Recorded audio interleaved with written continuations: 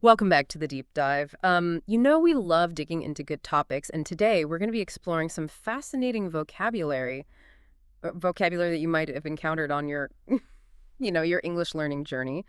We're not just going to define these words and phrases, though. We're going to unearth their origins, cultural connections, and maybe even some surprising psychological insights. What's so fascinating about language is that it's a reflection of how we perceive and interact with the world. Yeah. These words we're diving into today are like little windows into different aspects of the human experience, from our deep-seated desires to our methods of learning and understanding. I love that analogy. So, okay, the first word on our list is wanderlust. Now, you've probably heard this word before, maybe even felt it yourself, but have you ever stopped to think about where it comes from and why it holds such a powerful allure? Wanderlust has its roots in German.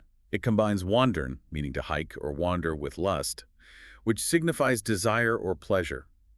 It's interesting that the word lust is embedded in there because it suggests something more profound than a simple wish to travel. It speaks to a deep yearning for exploration, a pull towards the unknown. Yeah, the word lust does seem a little out of place, doesn't it? How did that become part of the definition of wanderlust? It's likely a reflection of the Romantic era, which emphasized the power of emotions and the pursuit of individual fulfillment. Think of those romantic paintings depicting solitary figures gazing out at vast landscapes.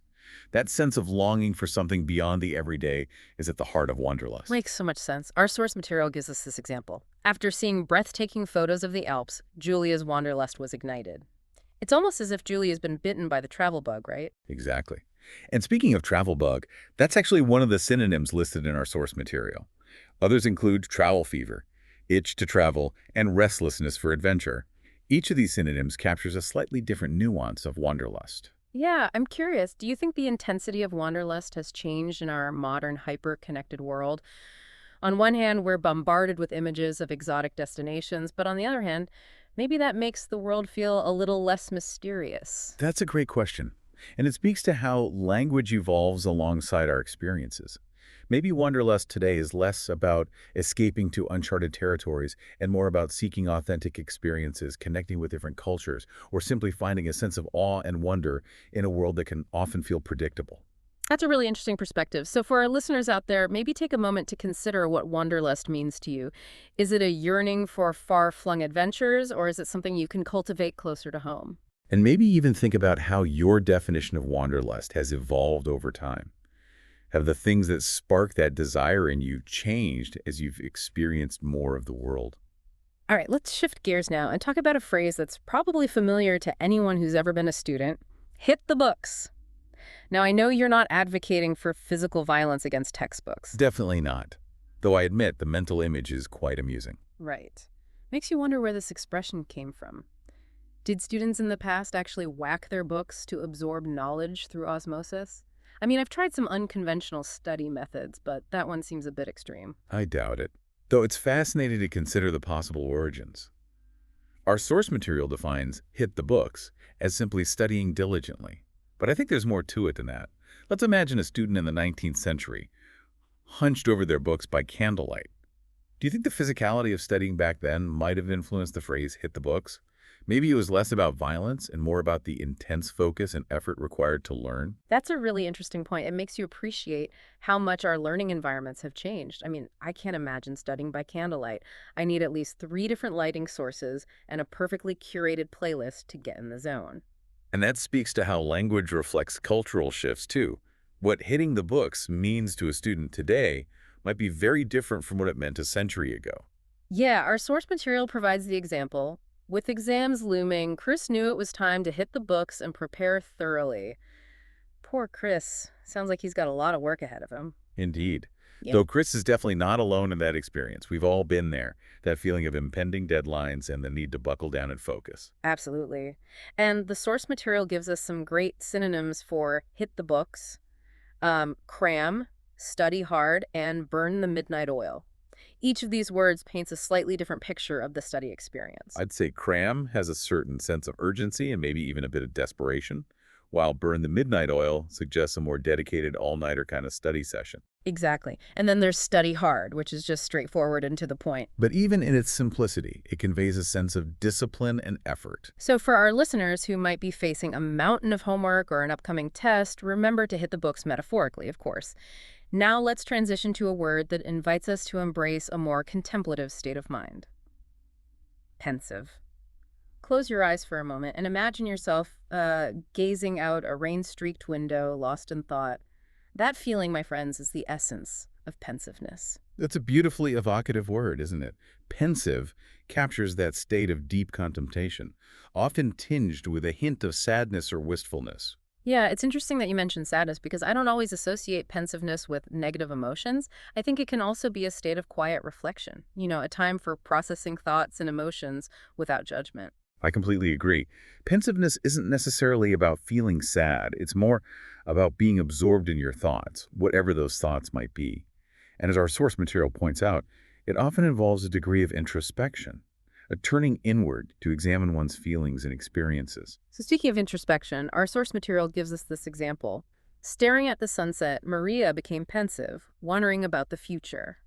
It's such a relatable image, that moment of quiet contemplation as the day comes to a close. It's a classic depiction of pensiveness, and it highlights how certain settings or experiences can trigger that contemplative state. A beautiful sunset, a walk in nature, listening to a piece of music, these can all evoke a sense of pensiveness. It's almost like those moments provide a pause from the busyness of life, allowing us to connect with a deeper part of ourselves. Exactly. And that connection to our inner world is where the real power of pensiveness lies. It's through introspection that we gain self-awareness, process our emotions, and ultimately grow as individuals. I'm curious, do you think our modern culture values pensiveness? We're constantly bombarded with information and stimulation. It almost feels like there's no time for quiet reflection. That's a really insightful observation.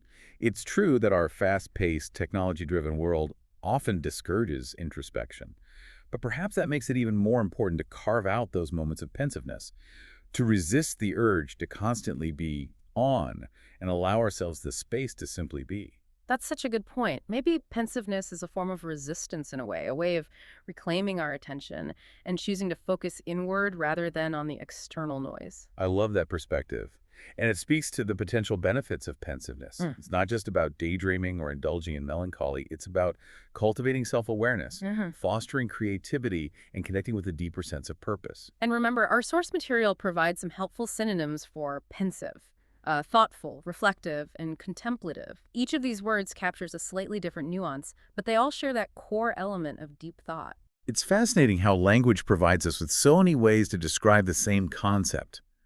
It's almost like we need a whole spectrum of words to capture the richness of human experience. Speaking of richness, let's move on to a phrase that's often associated with making decisions: gut feeling. Have you ever had that experience where you just knew something was right or wrong, even if you couldn't explain why? Absolutely. We all have those moments where our intuition speaks to us, guiding us in ways that logic can't always explain. That's what gut feeling refers to, that intuitive sense, that instinct that arises without conscious reasoning. It's interesting that we use the word gut here. Is it because those feelings seem to originate in our stomach, like butterflies when we're nervous, or not when we're worried? It's a great question, and while the exact connection between our gut and our intuition is still being explored, there's definitely a sense that these feelings come from a deep, visceral place. It's like our body is sending us signals that our conscious mind hasn't quite processed yet. Our source material gives us this example. Despite the job offer seeming perfect on paper, Sam had a gut feeling that it wasn't right for him. It's like something in Sam's subconscious was picking up on signals that his logical mind hadn't caught yet. Exactly. And that's what makes gut feelings so intriguing. They often seem to bypass our rational mind and emerge from a more primal, intuitive place. But how do we know when to trust our gut feelings? I mean, they're not always right, are they? That's the tricky part. Hmm. Gut feelings can be incredibly insightful, but they can also be misleading. Sometimes they're based on past experiences or subconscious biases that may not be relevant to the current situation. Other times, it can be a genuine reflection of our deeper wisdom and intuition. So it seems like the key is to find a balance between listening to our gut and using our critical thinking skills.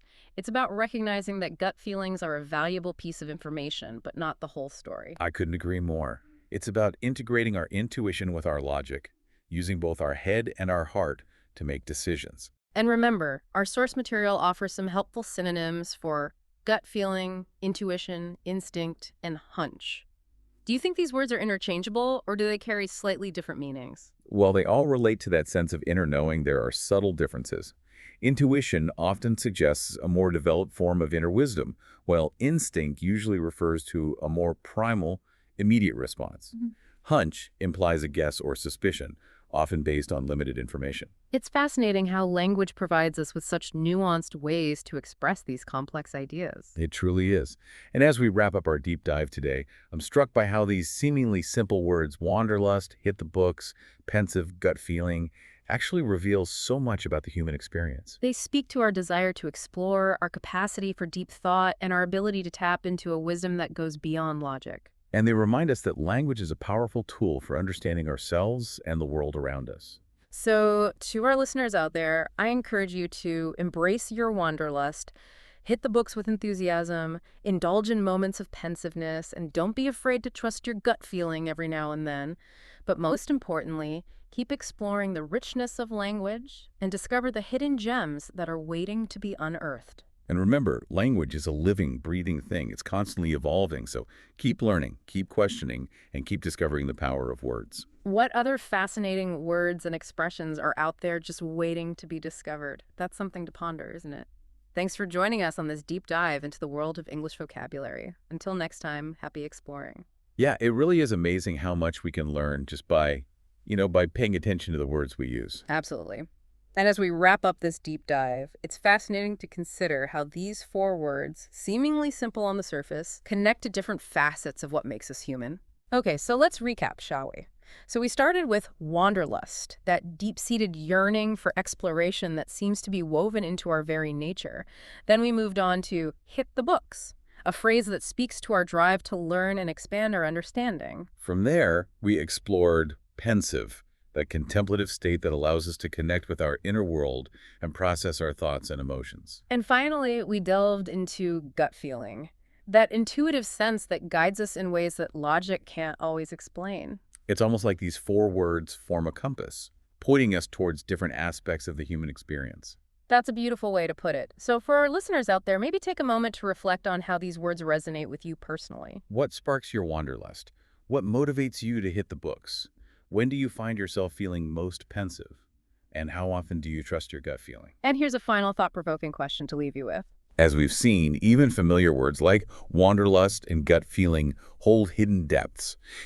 This makes me wonder, what other seemingly simple words in our vocabulary reveal deeper truths about the human experience? I challenge you to pick a word you use every day and explore its etymology, its cultural context, its hidden layers of meaning.